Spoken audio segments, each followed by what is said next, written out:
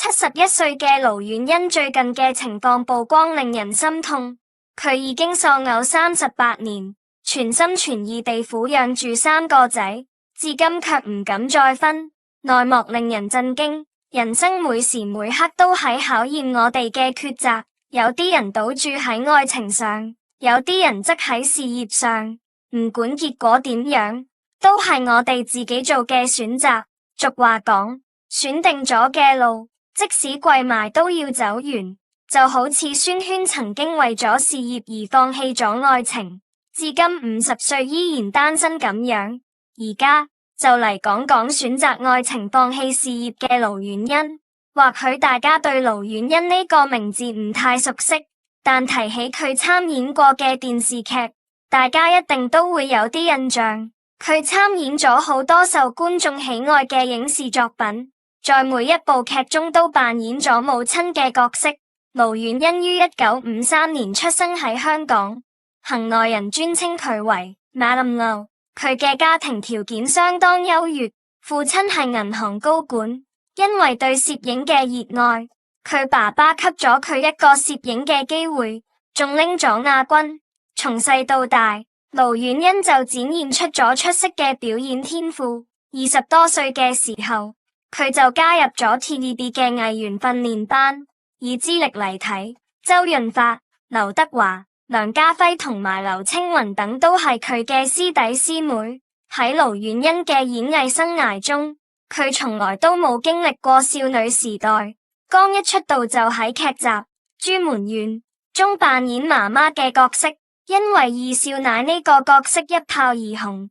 呢幾十年來，佢演過好多藝人嘅母親，例如喺郭晉安同孫軒主演嘅《堪夫成龍》、《阿旺新傳》，仲有《學警追擊》嘅花師奶與約在花見嘅岳父懶雍容等等。事實上，盧宛茵喺 TVB 有個御用媽媽的美譽，而家已經演過70多次媽媽嘅角色。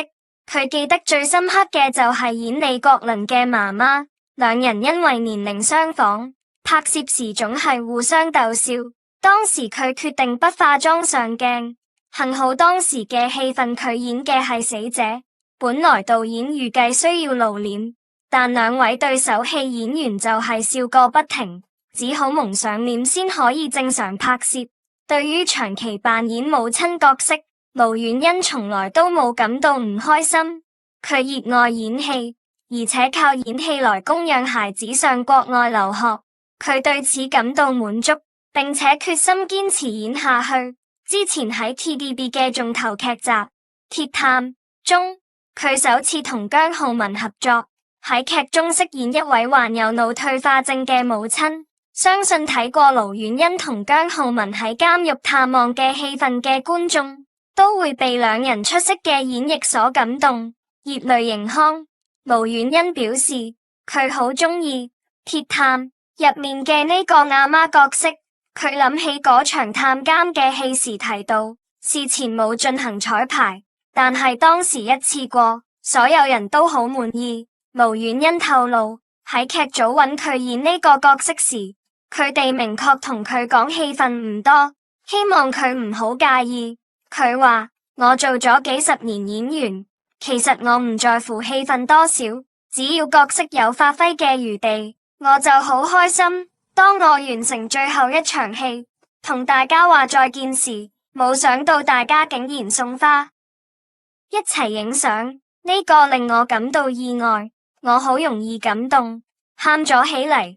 經過呢幾十年嘅拍攝，我嘅心境都有所變化，但係得到別人嘅尊重，我會永遠銘記喺心。雖然喺銀幕上造就咗好多成功嘅母親形象，現實生活中，盧宛茵都係一位母親。佢22歲爆紅後就嫁俾咗新聞界嘅一位名人何巨華，結婚後唔耐便迎嚟咗孩子，成為一名全職太太，退出咗娛樂圈。雖然咁樣，佢揀咗放棄自己嘅事業，但係呢段婚姻只維持咗12年，最終以離婚告終。離婚嗰陣，盧宛茵已經30幾歲。佢唔得唔開始獨立生活，同時要負擔起子女嘅教育費用，所以佢接受咗各種工作，全心全意地工作，只為咗多賺啲錢。佢投入咗所有嘅精力同時間，根本冇時間多愁善感。為咗養育3個子女同送佢哋去英國留學，佢每日都喺唔同嘅劇組之間奔波，甚至連訓練時間都無法保證。由於教育觀念嘅差異，佢忽略咗對子女嘅嚴格教導，導致細女因為暴力行為而被控以毆打罪。為咗幫助女兒減輕刑罰，盧婉欣頻繁出庭，非常辛苦。幸運嘅係，最終3個子女都走上咗正軌。而家嘅盧婉欣已經係兒孫滿堂，女兒亦都回頭，甚至同佢一齊上訪談節目。喺佢嘅個人表演節目入面，佢曾經喊咗舞台，承認自己對3個子女有所虧欠。畢竟喺離婚嗰陣，女兒只有4歲。不過，女兒同佢一樣堅強，表示世時冇太多想法，因為佢仲有2個哥哥。為咗讓3個仔女讀書，盧婉欣曾經代言減肥嘅產品。當時50歲嘅佢減肥好辛苦，為咗保持身形，佢幾乎每日都要忍受飢餓，連續3個月都堅持去稱體重，甚至一啲增加都會令佢好焦慮。一收到報酬，佢立即就將錢寄去英國。另一個令佢感到不如意嘅事係離婚後一直未能遇到啱地嘅伴侶。回憶起早年結婚嘅經歷，佢話當時好多同學16、17歲就結婚咗，而佢反而覺得自己結婚得太遲。但係喺婚姻嘅後期，佢深深感受到咗人生嘅艱辛，覺得人生咁長，唔需要再忍受，所以決定同丈夫分開。同人相處要合得來好困難，唔如一個人自由自在。而家養咗3個仔女，讀咗大學嘅盧婉欣終於可以放鬆啲。佢有好多圈中好友，例如鄭敬基、黃智賢、孫軒、郭晉安、古天樂、苗僑偉等，彼此之間經常互相幫助，有事就互相支持，偶爾聚會，而且仲有啲孫仔孫女仔要照顧。所以即使單身生活都唔覺得寂寞。年輕時為咗仔女，盧婉欣經歷咗好多辛酸，多年嚟一直忙於工作，而家晚年終於可以過上無拘無束嘅生活。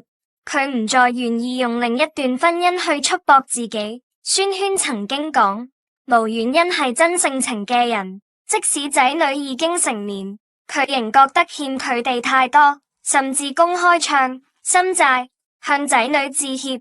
然而，盧婉欣嘅仔女都好孝順，見到媽媽感動時，紛紛上台獻花，為媽媽打氣。作為一個獨自撫養3個仔女長大嘅母親，盧婉欣嘗盡咗人生嘅苦澀，不過幸好晚年衣食無憂，最終圓滿咗自己嘅心願。而家，盧婉欣最大嘅滿足感就係睇住3個仔女漸漸長大，事業有成，組建咗自己嘅家庭，自己亦成咗孫輩嘅寵愛。佢終於放鬆咗，之前為咗盡做單親媽媽嘅責任而全力以赴，而家終於有所收穫。盧婉欣話，每次見到孫仔孫女都覺得好開心，佢哋個個聰明伶俐，幽默風趣。佢仲開玩笑話，孫仔地呢方面啲都似佢。孫仔地亦都知道自己係演員，喺電視上見到自己嘅廣告，就會指住屏幕喊奶奶。盧婉欣話，自己結婚10幾年都冇做過工，當時唯一嘅想法就係離婚，唔論將來生活有多艱辛，佢都願意承擔。當佢重新踏入工作嘅時候，已經錯過咗紅透嘅最佳時機，但對佢嚟講，呢或許亦係另一種人生體驗。佢冇後悔，因為佢覺得仔女需要佢嘅陪伴同照顧。盧婉欣而家追憶起自己嘅婚姻時表示，雖然曾經因為愛情放棄事業，但佢並唔後悔，因為而家感到好開心。而家佢嘅2個仔已經成家立室，總共有4個孫仔孫女。佢而家同女兒一齊住，形成咗一個歡樂嘅大家庭。我哋屋企有一個群組，我哋經常一齊聚餐，包括仔仔、媳婦、孫仔、孫女同埋屋企嘅傭人。每次聚餐都好熱鬧，餐桌上總係坐滿人。盧遠欣自認同仔女相處方式似朋友。我覺得做長輩唔應該嘮嘮叨叨，除非佢哋問我，否則我唔會逼人。好多時我反而會向佢哋請教意見，因為佢哋喺學業同科技方面比我更有經驗。我好尊重佢哋嘅意見。而家盧遠欣嘅仔女都成才有成，家庭幸福係佢苦盡甘來嘅結果。但係追憶過去，盧遠欣卻感到內疚，因為過去嘅一啲錯事令仔女承受咗唔應該有嘅痛苦。當時仔女哋仲細，離婚令佢哋喺一個唔完整嘅家庭度成長，造成心理上嘅創傷。女兒因此產生咗叛逆情緒，仲因為毆打罪被控告。呢啲事令盧遠欣感到好愧疚，佢對仔女嘅歉疚一直難以釋懷。至今每每提起都唔免悲從中來。佢表示，如果當時仲有一線希望，佢絕對唔會輕易放棄婚姻。佢話，過去嘅傳統觀念認為，女人為咗仔女可以忍受一切，但我做唔到，呢樣太辛苦啦。可能我唔夠偉大，但人生匆匆，我唔願過緊張嘅生活。我希望自己都能夠開心。等到仔女哋長大，我都同佢哋談過父母離婚嘅事情，佢哋都理解。盧遠欣喺演藝界打拼咗52年，2018年嘅萬千星輝頒獎典禮上，終於獲得咗專業演員大獎，呢都係佢入行45年後首次得到電視台嘅肯定。當時頒獎台上，唔止佢喜極而泣，甚至啲喺劇中扮演佢仔女嘅演員都感動得眼淚汪汪。對於呢位老戲骨嚟講，呢個獎項嚟得太遲啦。之後喺一次演出中，主辦單位仲為盧遠欣申請咗吉尼斯世界紀錄，因為佢喺劇集中扮演過最多嘅藝人阿媽。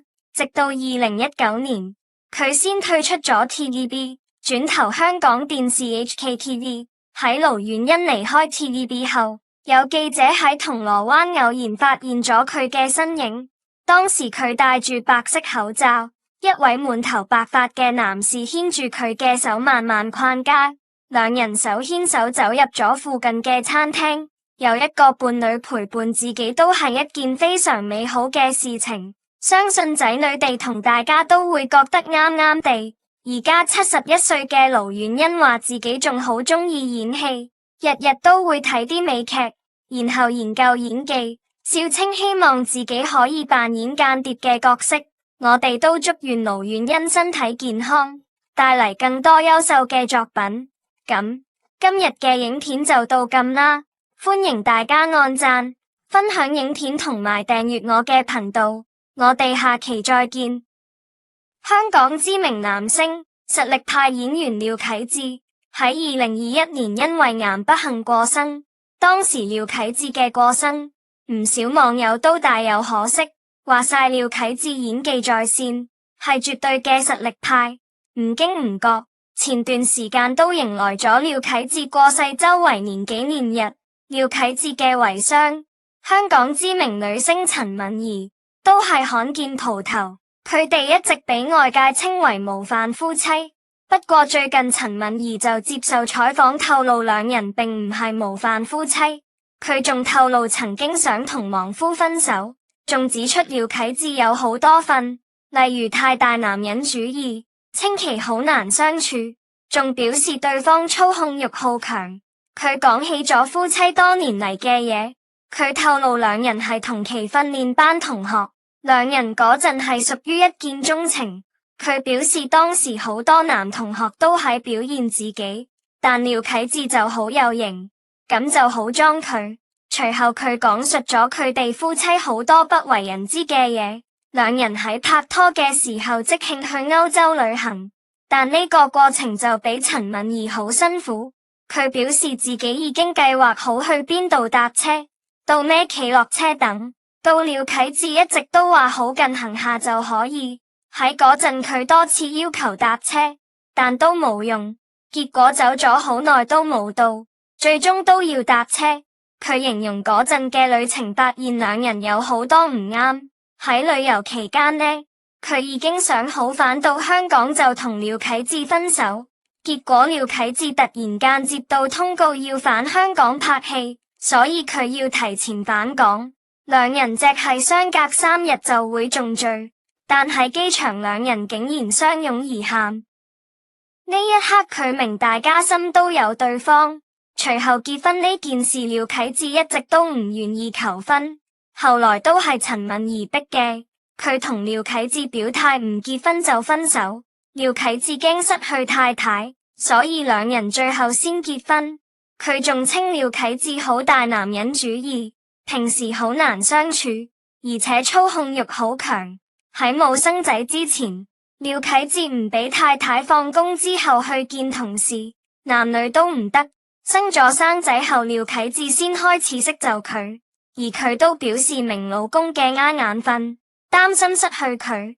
佢哋夫妻兩個被外界稱為模範夫妻，但陳敏兒就拒絕承認呢個稱號。佢覺得愛情最終會升華為親情，維繫婚姻最重要嘅一啲係跨過愛情感覺減退嘅時候，變成親人互相扶持先係最實際嘅諗法。雖然佢似乎都講老公嘅份，但其實都喺懷念兩人嘅種種過往，對老公嘅念念不忘。佢都喺採訪中多次為廖啟智平反，佢以前係女主角，而老公就係配角。佢覺得老公演技好犀利，好自豪老公係金牌綠葉。其實係採訪中睇得出兩人嘅感情一直都有好多爭執。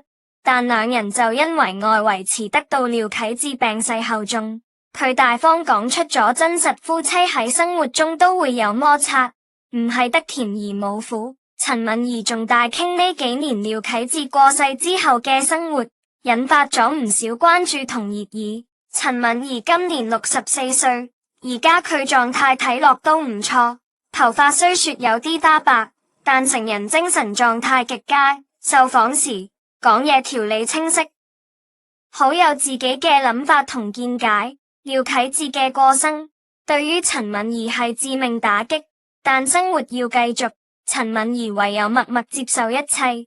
而家佢都行出咗喪夫嘅陰霾，同時更加珍惜每日嘅妒忌。據陳敏兒透露，而家佢唔喺娛樂圈拍戲，都唔喺娛樂圈發展，但係佢唔言退休。因為有咗自己嘅事業，陳敏兒同2個仔廖文信而家喺開班幫助有需要嘅人。陳敏兒之前去外國攻讀咗個研究快樂嘅課程，順利畢業之後，佢返到香港，決定將種快樂送俾佢人。喺同個仔商量之後，陳敏兒開辦咗一家名為幸福生活協會機構，同時有水一間茶室，等大家揾返快樂。對於呢間來之不易嘅幸福生活協會，陳敏兒都特別珍惜。喺機構入面擁有唔少廖啟智元素，陳敏兒都接受，呢啲都係佢悼念亡夫嘅一種形式。據了解，陳敏兒嘅快樂課程設定頗有新意。喺開課之前，佢睇書咗大量書，為呢項課程做咗緊要嘅準備。喺堂上，陳敏兒一定會話學生嘅一句說話就係，人生中最為重要嘅5句說話就係，我愛你，多謝你，我原諒你，對唔住以及再見。呢5句說話係生活中最為常用嘅短語，但緊要可以降低分價嘛嗰種別有，好有含金量。關注陳敏兒細朋友都知，啲年佢好唔易。喺未2006年嘅時候，佢個仔廖文樂因患血癌不幸過生，喺細仔得3歲嘅時候就已經確診咗血癌。2003年嘅一日，陳敏兒緊照顧3個仔，陪仔們玩耍，2歲細仔廖文樂突然間暈喺咁，點叫都冇反應，陳敏兒即刻將個仔送往咗醫院。喺之外，拍戲嘅廖啟智接到老婆打嘅電話，都第一時間趕咗去醫院。夫妻兩人向上日祈禱，個仔千祈唔好出咩事，希望佢快啲好起身。可惜日午睡人願，經檢查，細仔廖文樂患嘅係血癌，兼甲定急性，病情唔穩定，所以先突然間暈咗。得知呢個壞號，陳敏兒癱坐喺咁，淚流滿面，自責不已。佢怪自己冇好好照顧仔，怪自己唔可以早啲察覺出仔嘅唔適。其實呢並唔怪陳敏兒，細仔先2歲，佢一直都盡心盡力照顧仔，邊個都冇諗到仔會突發病，突然間患上急性病，呢個係佢唔預料嘅。老婆，唔係你錯。好多嘢都係我哋唔想睇到，都唔預料嘅。堅強啲，仔要你，我都要你。廖啟智嘅一句說話，將陳敏兒由悲傷中拉咗出嚟。陳敏兒知自己唔跌低，為咗仔，為咗老公，都為咗呢家。呢段時間，夫妻兩人推跌咗一切嘢，將大仔同二仔寄養喺家姐家。24個鐘陪喺細仔身邊，衣不解帶咁照顧佢。細仔好生性，次次接受治療都唔喊唔鬧，一家人齊心協力對抗病魔，祈禱仔可以快啲好起身。可惜嘅係，事與願違，3年後，病魔定骨情咁外賣咗廖文樂。2006年4月，年僅5歲廖文樂病逝。痛失愛子嘅陳敏兒泣不成聲，沉浸喺喪子之痛中唔自拔，成日鬱鬱寡歡，頹廢不已。頹廢咗好耐，陳敏兒先喺屋企人嘅旁同另外2個仔嘅牽絆之下，慢慢由悲傷中走咗出嚟。正當陳敏兒執好心情，重新醒神起身嘅時候， TVB 好多老演員處境艱難。廖啟智嘅事業都遭遇咗谷底，屋漏偏逢連夜雨，可能係當初照顧個仔，將另外2個仔寄養喺家姐家，故此失比嘅緣故。陳敏兒嘅大仔廖文哲都出現咗問題，不過唔係身體健康方面嘅問題，而係心理上出現咗問題。唔曾想一波未平一波又起，俾陳敏兒萬萬冇諗到嘅係，屋企嘅頂梁柱廖啟智，竟然都喺2020年跌低啦。2020年，廖啟智不幸患上胃癌，為咗唔阻身邊人，一直將患病消息低調處理。嗰幾年，陳敏兒幾乎白咗頭，甚至向上日祈禱，我願意將我刀長啲分給佢，唔好將佢喺我身邊奪走。夫妻兩人都喺努力同死神拉扯住，但最終定失敗咗。喺廖啟智彌留之際，陳敏兒同2個仔都守喺身邊。最後，廖啟智喺陳敏兒耳邊針：老婆，我真係唔捨得你，我走咗之後，你要好好生活，唔好成日跌出嚟，好幫我多睇下呢個世界。廖啟智臨走之前都重為陳敏兒考慮，驚死老婆諗唔開是佢而去。呢番說話係肺腑之言，用心良苦。圈中好友都紛紛攝影視頻為廖啟智泵氣，或者係放唔落老婆，或者係眾人嘅祈禱感動咗個天。廖啟智由鬼門關中走咗出嚟，好過一劫，病情有所好轉。只係呢份好轉並冇可以持續幾耐。2021年3月頭，廖啟智胃癌加重，要全面停工，入院接受治療。